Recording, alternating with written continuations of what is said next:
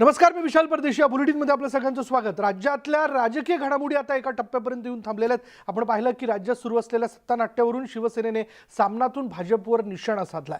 अनैतिक मार्गाने का होईना तुम्ही सत्ता मिळवली, पण पुढे काय असा सवाल ही यातून करण्यात आला. तसंच विरोधी पक्षाचे अस्तित्व संपवून या देशात लोकशाही कशी जिवंत राहणार असा सवालही करण्यात आला. दरम्यान जनता जनार्दन श्रीकृष्णाप्रमाणे अवतार घेईल आणि महाराष्ट्राची आबरू लुटणाऱ्यांवर सुदर्शन चक्र चालवेल असा उल्लेखही यातून करण्यात आला. सामनात नेमकं काय म्हटलं ते आपण जाणून घेऊया ग्राफिक्सच्या माध्यमातून. सत्ता हेच सर्वस्व, बाकी सगळे झूट यावर शिक्कामोर्तब झालं. ठीक आहे, अनैतिक मार्गाने का होईना तुम्ही सत्ता मिळवली, पण पुढे काय? शिवसेनेविषयीची नाराजी वगैरे हा सगळा बनाव होता. आम्हाला आश्चर्य वाटतं की देवेंद्र फडणवीस यांचे आणि त्यांना पुन्हा यायचे होते मुख्यमंत्री म्हणून, पण झाले उपमुख्यमंत्री. दुसरे असे की हाच म्हणजे अडीच वर्षे मुख्यमंत्रीपद वाटून घ्यायचे हा फॉर्म्युला निवडणुकीपूर्वी दोघांनी ठरवला होता. मग तेव्हा मुख्यमंत्रीपदावरून युती का तोडली? ठीक आहे, नैतिक मार्गाने का होईना तुम्ही सत्ता मिळवली, पण पुढे काय हा प्रश्न उरतोय. त्याचे उत्तर उद्या जनतेला द्यावेच लागणार आहे.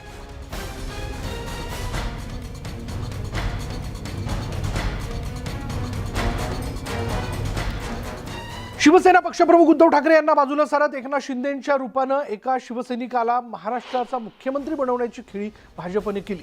शिवसेना वजा ठाकरे हे समीकरण महाराष्ट्राच्या राजकारणात रुजवण्याची चाल भाजपनं खेळल्याची सूत्रांची माहिती. आणि या खेळीमुळे शिवसैनिकांमधील रोष कमी करून शिवसेना पक्ष संघटनेवर वर्चस्व मिळवण्यात शिंदे गटाला मदत होईल अशी चाल भाजपनं खेळल्याचं राजकीय तज्ज्ञांचं म्हणणं आहे. सरकार आणि संघटना या दोन्हींवर ठाकरेंचं वर्चस्व नसेल अशी काळजी यामुळे घेतली गेल्याचं बोललं जात आहे. तसंच आगामी पालिका निवडणुकांमध्ये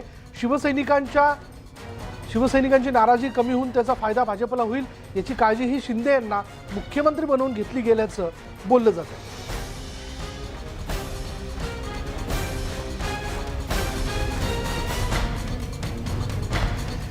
शिंदे मुख्यमंत्री बनल्यानंतर नव्या सरकारची शनिवारी बहुमत चाचणी होणार आहे. विधिमंडळाचं विशेष अधिवेशन 2 आणि 3 जुलै रोजी होणार असल्याचं कळतंय आणि अधिवेशनात पहिल्याच दिवशी विधानसभा अध्यक्षपदाची निवडणूक होईल. विशेष अधिवेशनात विधानसभा अध्यक्षांची निवड करण्यात येईल आणि या बहुमत चाचणी दरम्यान शिंदे समर्थक आमदार हे भाजप आमदारांसोबत सत्ताधाऱ्यांच्या बाकावर बसतील. पण ठाकरे गटातील आमदार कुठे बसणार याची उत्कंठता कायम आहे. ठाकरे गटातील आमदार महाविकास आघाडी एकसंध असल्याचं दाखवत काँग्रेस आणि राष्ट्रवादी आमदारांसोबत विरोधकांच्या बाकावर बसणार की त्यांना शिंदे गटातील आमदारांसह बसावं लागणार हे पाहावं लागेल. निवडून आलेल्या सर्व आमदारांपैकी सभागृहात उपस्थित असलेले किती आमदार मतदान करतात यावर बहुमत चाचणीचा निकाल ठरतो. कारण मतदान करायचं की नाही याचा निर्णय आमदार स्वतः घेऊ शकतात. जेवढ्या आमदारांनी मतदान केलं त्याच निकषावर बहुमताचा आकडा ठरतो.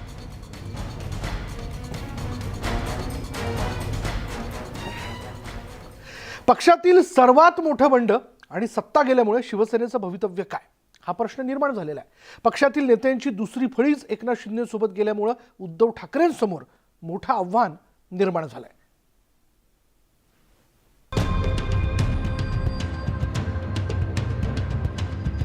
पक्षातील आमदार एकीकडे आणि पक्षप्रमुख दुसरीकडे अशी विचित्र परिस्थिती शिवसेनेसमोर निर्माण झालेली आहे.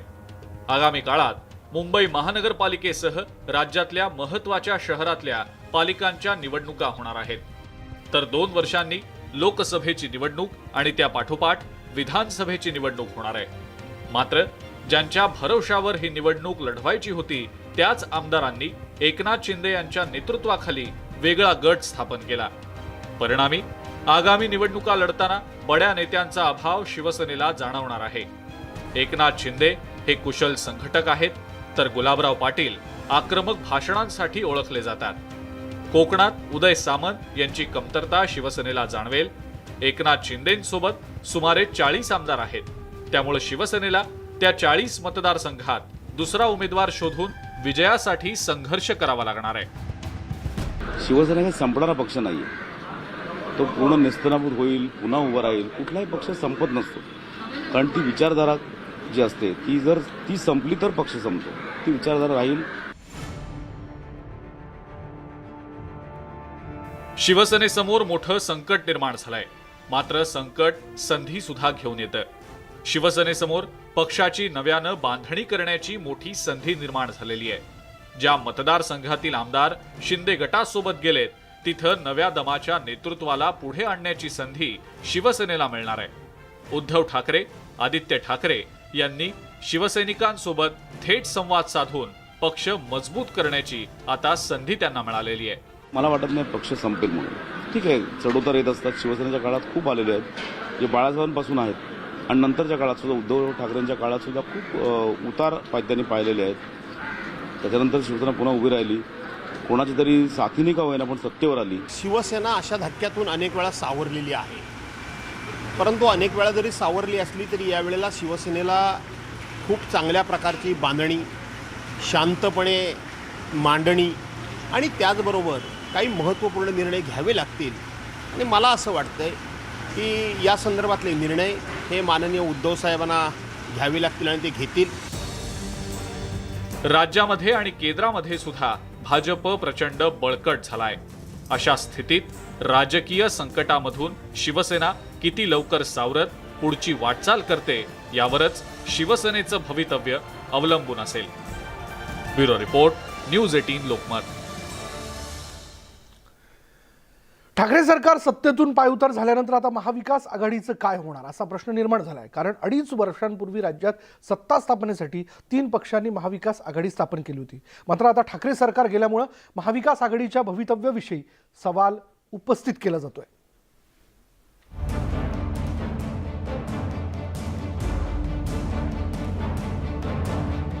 नोव्हेंबर 2019ला राज्यात महाविकास आघाडीची स्थापना झाली होती. शरद पवारांनी शिवसेना आणि काँग्रेसला सोबत घेऊन राज्यात नवीन सत्ता समीकरणाला जन्म दिला होता. मात्र एकनाथ शिंदेंच्या बंडामुळे बुधवारी ठाकरे सरकार कोसळलं. त्यामुळे आता महाविकास आघाडीच्या अस्तित्वावर देखील प्रश्नचिन्ह निर्माण झाले. खरं तर राज्यात सत्ता स्थापनेसाठी तिन्ही पक्षांनी महाविकास आघाडीची स्थापना केली होती. पण आता सत्तेतून पाय उतार व्हावं लागल्यामुळे महाविकास आघाडी विखुरली जाणार तर नाही ना, असा सवालही उपस्थित केला जातोय. आता असं आहे की कसं चाललेलं आहे हे तुम्हालाही लक्षात येतंय आणि त्यामुळं आम्ही सगळे एका विचाराने एकत्रितपणानं राहिलो तर निश्चितपणानं ते चालू राहील पुढं. 2019च्या विधानसभा निवडणुकीनंतर शिवसेना आणि भाजपमध्ये सत्तेच्या वाटणीवरून बिनसल्यानंतर शिवसेनेनं वेगळी वाट धरली होती. त्यानंतर शरद पवारांनी पुढाकार घेत राज्यात महाविकास आघाडीचा प्रयोग केला होता.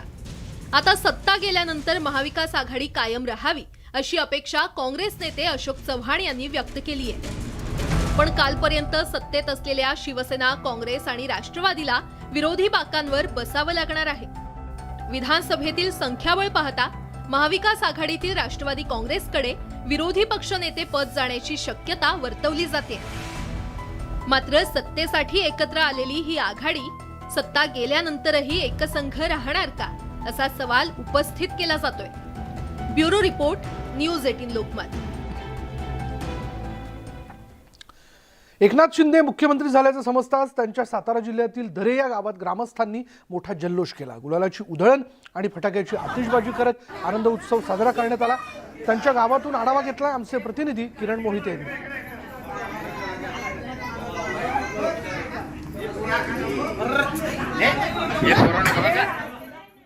राज्याचे नवनिर्वाचित मुख्यमंत्री एकनाथ शिंदे यांच्या गावात आता मोठा जल्लोष पाहायला मिळत आहे. गुलालाची उधळण आणि फटाके वाजून गावकऱ्यांनी आनंद उत्सव जो आहे तो साजरा केलेला आहे. 40 वर्ष तब्बल समाजसेवेसाठी दिली आणि तदनंतर 40 वर्षानंतर आज हा सोन्याचा दिवस या दरेगावासाठी उगवला.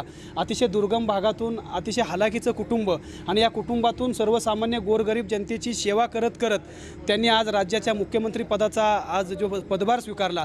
या दरेगावाला एवढा आनंद झाला आहे की हा आनंद आमच्या गगनात मावेना. ज्यावेळी आम्ही टी व्हीवरती ही बातमी पाहिली त्यावेळी अक्षरशः डोळ्यातून आनंद अश्रू आले की या मातीमध्ये जन्माला आलेले सुपुत्र या गावाचा एकंदरीत विचार केला तर दुर्गम भाग आहे आणि या भागातून एक व्यक्ती ठाण्यासारख्या शहरामध्ये जाऊन राज्याचं मुख्यमंत्री पद या ठिकाणी प्राप्त करते. यापेक्षा मोठा आनंद या दरेगावासाठी कुठला असू शकत नाही. एकनाथ शिंदे मंत्री होतं त्यावेळेला जबाबदारी आणि आत्ता मुख्यमंत्री झाल्यानंतरची जबाबदारी वाढलेली आहे. तुमची काय अपेक्षा आहे त्यांच्याकडून? आमची एकच अपेक्षा आहे, जबाबदारी शिंदे साहेबांची वाढली. जे शिंदे साहेबांनी आतापर्यंत गेल्या 40 वर्षापासून आजपर्यंत जे काम केलं ह्या महाराष्ट्रासाठी, महाराष्ट्रातल्या जनतेसाठी, त्याचं फळ शिंदे साहेबांना भगवंताने दिलेलं आहे. त्यांनी जे काम केले, त्यांनी जे कष्ट केले, त्यांनी जे मेहनत केली, अहोरात्र जे धावत पळत होते जनतेला न्याय देण्यासाठी, जनतेचे प्रश्न सोडवण्यासाठी, त्याचं फळ शिंदे साहेबांना ह्या भगवंताने दिलेलं आहे. आजचा दिवस तुमच्यासाठी खूप महत्त्वाचा आहे. आज कशा प्रकारे या ठिकाणी तुम्ही उत्सव जो आहे तो साजरा केला या ठिकाणी? सर्वप्रथम तर सगळे ग्रामस्थ जमा होऊन त्यांनी आता फटाके वगैरे उडवलेत आणि एक वेगळ्या प्रकारचा आनंद आहे सगळ्यांच्या. आणि जशी सगळ्यांची इच्छा होती की आपले साहेब मुख्यमंत्री व्हावे आणि आज ते झालेले, सगळ्यांचं स्वप्न पूर्ण झाले. साहेबांच्या कामाची लोकांनी दिलेली ही पोचपावती आणि आज एक शेतकऱ्याचा मुलगा ते मुख्यमंत्र्यापर्यंतचा हा त्यांचा प्रवास आहे. नक्कीच आनंद आहे. एकनाथ शिंदे यांच्या मुख्यमंत्री झाल्यानंतरचा आनंदोत्सव जो आहे तो दरेगावामध्येच ज्या अशा प्रकारे साजरा होत आहे, तर जिल्ह्यामध्ये देखील आनंदाचं वातावरण या ठिकाणी आपल्याला पाहायला मिळत आहे. किरण मोहिते, न्यूज 18 लोकमत, सातारा. राज्यातील मुख्यमंत्रीपदाच्या शर्यतीत कोण, मुख्यमंत्रीपदावर विराजमान कोण होणार याकडे अवघ्या राज्याचं लक्ष लागलं होतं. एकनाथ शिंदेंनी मुख्यमंत्रीपदाची शपथ घेतली. दरम्यान एकनाथ शिंदे हे मूळचे साताऱ्याचे असल्याने सातारकरांमध्ये एकच आनंदाचं वातावरण आहे. यात एक विशेष म्हणजे साताऱ्याला चौथ्यांदा मुख्यमंत्रीपदाचा मान मिळाला आहे. यापूर्वी यशवंतराव चव्हाण, बाबासाहेब भोसले आणि पृथ्वीराज चव्हाण या मूळच्या साताराहून येणाऱ्या दिग्गज नेत्यांनी महाराष्ट्राच्या मुख्यमंत्रीपदाची धुरा सांभाळली होती. आता तिघांपाठोपाठ मूळ साताऱ्याचेच असलेले एकनाथ शिंदे हे राज्याचं मुख्यमंत्रीपद जे ते भूषवतात त्यावरती ते विराजमान झालेत आणि त्यामुळे साताऱ्याला आता चौथ्यांदा त्यांच्या मूळ गावचा मुख्यमंत्री मिळाल्याने सातारकरांमध्ये नवा उत्साह निर्माण झाला आहे.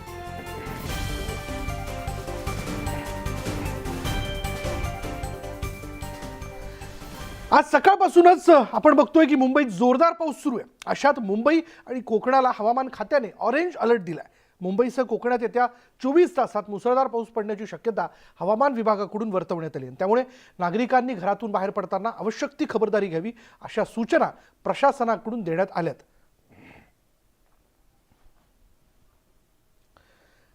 मुंबई आणि कोकणाला ऑरेंज अलर्ट देण्यात आलेला आहे. त्यामुळे पावसाबद्दलची महत्त्वाची बातमी जाणून घेत असताना हे लक्षात घ्यावं की 24 तासात मुसळधार पाऊस जो आहे तो मुंबईत होऊ शकतो आणि त्या दृष्टीने लोकांनी घराबाहेर पडताना विशेष काळजी घेणं गरजेचं आहे. अगदी गरज असेल तरच घराच्या बाहेर पडावं आणि जर घराच्या बाहेर पडत असाल तर रेनकोट आणि छत्री सोबत असणं फार आवश्यक आहे. आपली कामं आटपून जेवढं लवकर आपल्याला घरी पोहोचता येईल ते पोहोचणं गरजेचं आहे. तसं मुंबईकरांसाठी किंवा मुंबई उपनगरातल्या लोकांसाठी मुंबईतला पाऊस ही काही नवीन बाब नाही आहे. यापूर्वी देखील मुंबईच्या पावसातल्या वेगवेगळ्या आठवणी ज्या आहेत त्या लोकांच्या मनात अजूनही कायम आहेत. पण अशा सगळ्या परिस्थितीत मुंबईकर जर पाऊस जोरदार पडतोय किंवा तसं वातावरण आहे त्या दृष्टीने आधीच खबरदारी घेऊन काळजी घेताना दिसतात. पण आता हवामान खात्याकडनंच येत्या 48 तासात मुंबई आणि इतर परिक्षेत्रात कोकणामध्ये जोरदार पाऊस कोसळेल असा ऑरेंज अलर्ट जो आहे तो देण्यात आलेला आहे. त्याच्यामुळे मुंबईकरांनी, कोकणवासियांनी विशेष काळजी घेणं आवश्यक आहे. कारण मुंबईत तसं बघायला गेलं महापालिका आपल्या बाजूने सज्ज आहे, पाणी साठणार नाही असा त्यांचा दावा आहे. मुंबईची तुंबई होणार नाही असं ते म्हणलं जातं. पण काल संध्याकाळी आपण बघितलं मुंबईत ठिकठिकाणी पाणी साठलं होतं. त्यामुळे मुंबईची तुंबई व्हायला वेळ लागत नाही. अशावेळी जर मुंबई आणि उपनगरात जोरदार पाऊस कोसळणार असेल तर विशेष काळजी घेणं आवश्यक आहे. त्यामुळे न्यूज 18 लोकमतच्या दर्शकांनी ही बातमी लक्षात घ्या. तसा आजचा शुक्रवार आहे आणि उद्या शनिवार आणि परवा रविवार, त्यामुळे विकेंड जो आहे म्हणजे आठवड्याचा शेवट हा आहे. अगदीच गरज असेल तर आपण घराच्या बाहेर पडावं. कुटुंबासह कुठे जाण्याचं आपलं प्लॅनिंग असेल तर कृपया तुमच्या योजनेवरती, तुमच्या प्लॅनिंगवरती विचार करा. कारण ऑरेंज अलर्ट जो आहे तो डिक्लेअर करण्यात आला. आणि याच विषयी आपण बोलूयात. रामचंद्र साबळे हवामान तज्ज्ञ आपल्याबरोबर आहेत. रामचंद्र साबळेजी, ऑरेंज अलर्ट डिक्लेअर करण्यात आलेला आहे. काय आपण या सगळ्या वातावरणाचं विश्लेषण करा? एकूणच आता हवेचे दाब मुंबई आणि इतर परिसरामध्ये कमी झालेले आहेत. साधारणपणे 1000 हेक्टोपास्कल इतका हवेचा दाब कमी झालेला आहे. त्यामुळे मुंबईला पाऊस जोरात सुरू आहे. त्याचप्रमाणे कोकणामध्ये देखील काही रत्नागिरी, सिंधुदुर्ग या जिल्ह्यांमध्ये देखील 40 ते 50 मिलीमीटर प्रतिदिनी पावसाची शक्यता वर्तवलेली आहे. मुंबईलाही असा पाऊस राहणार आहे. रविवारपर्यंत ही स्थिती कायम राहणार आहे. एकूण आपण जर हवामानाचा आढावा घेतला तर जून महिन्यामध्ये मुंबईला जवळपास 60% पाऊस कमी झालेला आहे जून महिन्यातला. आता पाऊस सुरू होतोय आणि यालाच आपण रिव्हायवल ऑफ मान्सून म्हणूया. आता मुंबईला पाऊस सुरू झाला की मग महाराष्ट्रात देखील पाऊस आता 9-10 तारखेपर्यंत चांगला सक्रिय होईल आणि आतापर्यंत पेरण्या थांबलेल्या शेतकऱ्यांच्या पेरण्यांना योग्य वातावरण तयार होईल, योग्य प्रकारे ओल तयार होईल. महाराष्ट्रात देखील 21 जिल्ह्यांमध्ये पाऊस कमी होता, 3 जिल्ह्यांमध्ये अति कमी होता. त्यात सांगली, सातारा, कोल्हापूर हे 3 जिल्हे होते की जिथं 60 ते 70% पाऊस कमी झालेला आहे जून महिन्यातला. या सगळ्या ठिकाणी आता पाऊस होणार आहे आणि शेतकऱ्यांनी चांगली ओल झाल्याशिवाय पेरण्या करू नयेत. मुंबईकरांनी काळजी घ्यावी. त्याला कारण असं की मुंबईला हवेचा दाब कमी झालेला आहे, तिथं पाऊस चालू राहणार आहे. रविवारपर्यंत चांगला पाऊस राहील. त्यानंतर 9-10 तारखेनंतर अजून पावसाला जोर वाढेल. या सगळ्या वातावरणाच्या पार्श्वभूमीवर काय काळजी घेणं आवश्यक आहे? मुंबईकरांनी शक्यतो घराच्या बाहेर पडू नये आणि बाकी जिथं पाऊस जोराचे सुरू असतील तिथेही लोकांनी घराच्या बाहेर पडू नये. म्हणजे उदाहरणार्थ कोकणामध्ये देखील अशा परिस्थितीमध्ये मधून मधून पावसाचा जोर वाढत असतो आणि त्यामुळं मग पाणी, रस्त्यावर पाणी, त्याचबरोबर इतरत्र पाणी हे साचत असतं. घसरट देखील होत असतं. माणसं चिखल असतो, माणसं घसरू शकतात, पडू शकतात, म्हणजे फ्रॅक्चर होऊ शकतात. त्यामुळे प्रत्येकानेच आपली काळजी घ्यावी. घराच्या बाहेर शक्यतो पडू नये. पाऊस जोराचे सुरू यापुढे राहणार आहेत. संपूर्ण जून, जुलै, जून जरी कोरडा गेला असला, कमी पाऊस झाला असला तरी जून अखेरला आता पाऊस सुरू झालेला आहे आणि हा पावसाचा चांगला फायदा होणार आहे. पिण्याच्या पाण्याच्या समस्या सुटणार आहेत. या सगळ्यात महत्वाच्या गोष्टी आहेत, कारण त्याच्यावर आता विचारस्वाद चालू झाला होता की आता पिण्याच्या पाण्याच्या पुरवठ्यावरती काय परिणाम होईल का पाऊस नाही झाल्यास. मुंबईकरांचा तरी प्रश्न सुटण्याच्या मार्गावर आहे पिण्याच्या पाण्याचा. त्यामुळे मुंबईकरांनी घराच्या बाहेर पडू नये, काळजी घ्यावी. बरोबर. पावसाच्या वेळेला दक्ष राहावं.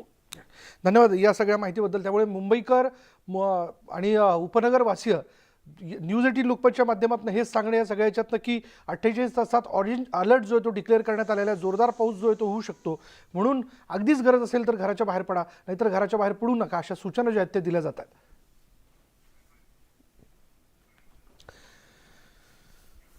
मुंबई आणि परिसरात अखेर पावसानं दमदार हजेरी लावली. जून महिना कोरडा गेल्यानंतर अखेर आषाढ सरींनी शहरात मुसळधार पाऊस पडला. या मुसळधार पावसामुळे शहरात अनेक ठिकाणी पाणी साचण्याच्या घटना घडल्या. अंधेरी सबवे, मिलन सबवे, किंग सर्कल आदी काही भागात, सखल भागात काही प्रमाणात पाणी साचलं आणि काल दुपारी काही काळ मंदावलेल्या पावसानं संध्याकाळी चांगलाच जोर पकडला होता. दक्षिण गुजरात तटपासून उत्तर कर्नाटक तटापर्यंत कमी दाबाचं क्षेत्र आहे आणि त्यामुळे पुढील 5 दिवसांसाठी कोकण किनारपट्टीला मुसळधार पाऊस पडण्याचा अंदाज हवामान विभागानं वर्तवला.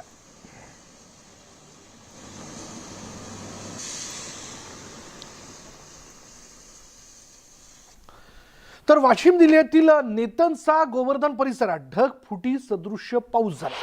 या पावसामुळे नदी नाल्यांना पूर आलाय. पावसामुळे शेतीचं मोठं नुकसान झालंय.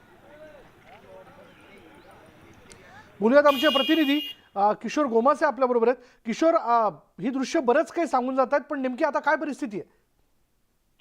विशाल, रात्रीला जवळपास जो नेतनसा, गोवर्धन, किनखेड, नावली परिसर आहे 20 ते 25 किलोमीटर पेक्षा जास्त पट्ट्यामध्ये 10:30 पासून ते 12-12:30 पर्यंत असा म्हणजे तब्बल 1.5 ते 2 तास ढगफुटी सदृश्य पाऊस पडलाय. वाशिम जिल्ह्यामध्ये आतापर्यंत यंदाचा जो पावसाळा सुरू झाला तेव्हापासून असा मोठा पाऊस पडलाच नव्हता. मात्र काल अचानक एवढा मोठा पाऊस पडल्यामुळे जे काही खरीपाचं पेरलं होतं तेही वाहून गेलं आणि जे नदी नाले आहे ते दुथडी भरून वाहत आहे. नदी नाल्याकाठची जी जमीन आहे ती मोठ्या प्रमाणात खडून गेली आहे. सद्यस्थितीतही त्या परिसरामध्ये शेकडो हेक्टरवर पाणी साचल्यामुळे शेतीचं अतोनात नुकसान झालंय. अगोदरच शेतकरी पाऊस उशिरा पडल्यामुळे चिंतेत होता, कारण या वर्षीच्या खरीपाच्या पेरण्या लांबल्यामुळे. त्यातच जे काही पेरलं होतं तेही उद्ध्वस्त झाल्यामुळे शेतकऱ्यांवर दुबार पेरणीचं संकट आलंय. विशाल, धन्यवाद किशोर या सगळ्या तपशिलाबद्दल.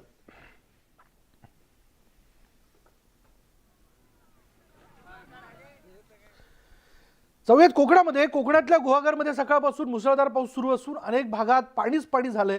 सतत पडणाऱ्या पावसामुळे ग्रामीण भागातील शेतकरी शेतीच्या कामाला लागलाय, तर अनेकांची चढणीचे मासे आणि खेकडे पकडण्यासाठी लगबग सुरू आहे. यावर्षी जूनच्या उत्तरार्धात सुरू झालेल्या पावसाने मागील 4 दिवसात चांगला जोर धरल्यामुळे शेतकरी सुखावला असून कोकणात भात शेतीच्या कामाला चांगलाच वेग आला. बोलूयात आमचे प्रतिनिधी स्वप्नील घाग आपल्या बरोबर आहेत. स्वप्नील, गुहागरमध्ये काय परिस्थिती आहे पावसामुळे? विशाल, मागचे 4 दिवस झाले कोकणामध्ये मोठ्या प्रमाणात मुसळधार पाऊस आहे आणि त्यामुळे शेतकऱ्यांच्या शेतीच्या कामाला वेग आलेला दिसतोय. खरं तर जून महिन्याच्या अगदी शेवटी म्हणजे उत्तरार्धात पावसाला सुरुवात झालेली आहे. त्यामुळे शेतकरी खूप मोठ्या चिंतेत होता. पेरणी केली होती आणि पेरणी केल्यामुळे पाऊस नव्हता. त्यामुळे गेल्या 15 दिवसापासून शेतकरी पावसाच्या प्रतीक्षेमध्ये होता. मात्र मागच्या 4 दिवसापासून कोकणात विशेष करून रत्नागिरी जिल्ह्यामध्ये मान्सून चांगल्या प्रकारे सक्रिय झाल्यामुळे इकडे मोठ्या प्रमाणात पाणी आहे. ओढे देखील गावागावातले जे आहेत ते पुन्हा प्रभावित झालेले आहेत आणि यामुळे पहिल्या पावसामध्ये जी कोकणामध्ये मासे पकडण्याची जी धडपड असते, मासे असतील किंवा रात्रीच्या बत्तीच्या दिव्यामध्ये उजेडामध्ये हे खेकडे पकडण्याचे जे चढाओढ आहे ही आता पुन्हा सुरू झालेली पाहायला मिळते. एकूणच ह्या संपूर्ण याच्यामध्ये पाऊस जो आहे हा चांगला जोर धरतो आणि त्याच्यामुळे अनेक भागामध्ये शेतकरी जो आहे तो त्याच्या शेतीच्या कामाला लागलेला आहे. अपेक्षेप्रमाणे पहिल्या पावसामध्ये अनेक ठिकाणी नवीन जी बांधकामं आहेत किंवा रस्ते आहेत ते खचण्याला सुरुवात झालेली आहे. गुहागरमधल्या पांगारीमध्ये मुसळधार पावसामुळे जो नवीन बांधकाम आहे ते खचलं आणि त्याच्यामुळे रस्ते खचलेले आहेत. गुहागर विजापूर मार्गावरचा मोडकागर जो नवीन ब्रिज आहे त्या ब्रिजवरती देखील जो अप्रोच रोड आहे त्या ठिकाणी टाकलेली जी मोठ्या प्रमाणात माती आहे ती माती खचल्यामुळे तिथे देखील वाहतुकीला मोठा अडथळा होण्याचे चान्सेस आहेत. पुलाच्या वरच्या बाजूला मोठे तडे गेलेले आहेत. त्याच्यामुळे ह्या संपूर्ण याच्यामध्ये पहिल्या पावसामध्ये अनेक ठिकाणी तारांबळ उडवलेली आहे. प्रशासनाची देखील गटार नालेसफाई असेल, नालेसफाई अनेक ठिकाणी राहिले त्यामुळे शहरामध्ये पाणी शिरण्याचे प्रकार झालेले आहेत. गुहागरमधल्या कीर्तनवाडीमध्ये पहिल्या पावसामध्ये नाले तुंबल्यामुळे जे पाणी आहे गटाराचं ते गटाराचं पाणी रस्त्यावरती येऊन वस्तीमध्ये शिरल्याचे प्रकार आहेत. अशा ते घडताना आपल्याला तिथे दिसतात. धन्यवाद स्वप्नील या सगळ्या तपशिलाबद्दल. पुढे बघूयात, वारी संप्रदायात तुळशी माळेला विशेष महत्व आहे. मुळात तुळस ही विठ्ठलाला खूप प्रिय आहे. जाणून घेऊयात वारी संप्रदायातील तुळशी माळेचं महत्व. रूपे सुंदर सावळा गे माये सावळा. पंढरपूरला 4 मोठ्या यात्रांदरम्यान प्रचंड गर्दी असते. आता तर आषाढीच्या निमित्ताने लाखो वारकरी पंढरपुरात येतील. त्यामुळे पंढरपुरातील बाजारपेठ सज्ज आहे. वारकरी पंढरपुरात आले म्हणजे नव्याने टाळ घेण्यापासून तर तुळशी माळ घेण्यापर्यंत खरेदी होते. या खरेदीतील वस्तू म्हणजे वारकऱ्यांची सौंदर्य लक्षणं. त्यात दारी तुळस आणि गळ्यात तुळशी माळ म्हणजे वारकरी असं म्हटलं जातं. पांडुरंगाला तुळस ही प्रिय. गळ्यात तुळशीचा हार घालूनच स्वतः पांडुरंग सगळ्यांसमक्ष उभा आहे. त्यामुळे ही तुळशी माळ वारकऱ्यांनाही प्रिय. असं सांगितलं जातं की छत्रपती शिवाजी महाराजांनी तुकाराम महाराजांना नजराणा पाठवला. तो परत पाठवताना तुकोबारायांनी एक अभंग लिहून पाठवला. आम्ही तेणे सुखी म्हणा विठ्ठल विठ्ठल मुखी, येर तुमचे वित्तधन ते मज मृत्तिके समान. कंठी मिरवा तुळसी व्रत करा एकादशी, व्रत करा एकादशी. त्यातील कंठी मिरवा तुळशी हा बोध फार महत्वाचा आहे. तुळशीची माळ गळ्यात अभिमानाने मिरवायची आहे आणि तीच आज वारकरी मिरवताना दिसतात. त्यातच समर्पित आणि प्रासादिक जीवनाचं ते प्रतीक आहे. समुद्र मंथनाच्या वेळी जे अमृत निघालं आणि त्याचे काही थेंब जमिनीवरती सांडले आणि त्यातूनच तुळस निघाली असं म्हटलं जातं. ब्रह्मदेवाने ती विष्णूला दिली अशी कथा स्कंद पुराणात आहे. विठ्ठलाने तुळशीची माळ आपल्या गळ्यात घालून तिच्या भक्तिप्रेमाला अभिमानाने मिरवलंय आणि त्या भक्तिप्रेमाचं प्रतीक म्हणून भगवंताला प्रिय असणारी तुळशीची माळ वैष्णव वारकरीही आपल्या गळ्यात धारण करू लागले. एवढंच नाही तर वारीत तीर्थासारख्या पवित्र तुळशी वृंदावनाला डोक्यावरती घेऊन महिला वारकरी आज दिंडीत सहभागी झाल्याचं बघायला मिळतात. तुळशी माळेला मोठी मागणी असल्याने पंढरपुरातील काशी कापडी समाज ही माळ तयार करण्याचा आणि विकण्याचा व्यवसाय करतो. तुळस लाकूड यंत्राच्या साह्याने कातून त्याचे मणी पाडले जातात आणि या मण्यांमधून माळ बनवली जाते. या माळीचे वेगवेगळे प्रकार आहेत. त्यामध्ये जपमाळ, 5 पट्टी माळ, 2 पट्टी माळ, गोल मण्यांची माळ, डबल पट्टी, चंदनमाळ, कातीव माळ असे प्रकारही यामध्ये बघायला मिळतात. तुळशी माळ परिधान करणं म्हणजे सगळ्या व्यसनांमधून मुक्त होणं, विवेकी मार्ग अवलंबणं. हे आचरण वारीत आल्यावर वारकऱ्यांच्या साक्षीने आपल्याला जाणून घेता येतं. व्हिडिओ जर्नालिस्ट संदीप पवारसह विशाल परदेशी आणि वीरेंद्र उत्पात, न्यूज 18 लोकमत, पंढरपूर. यानंतर सकाळच्या बातम्यांमध्ये इथेच थांबणार आहोत. पहा फक्त न्यूज 18 लोकमत.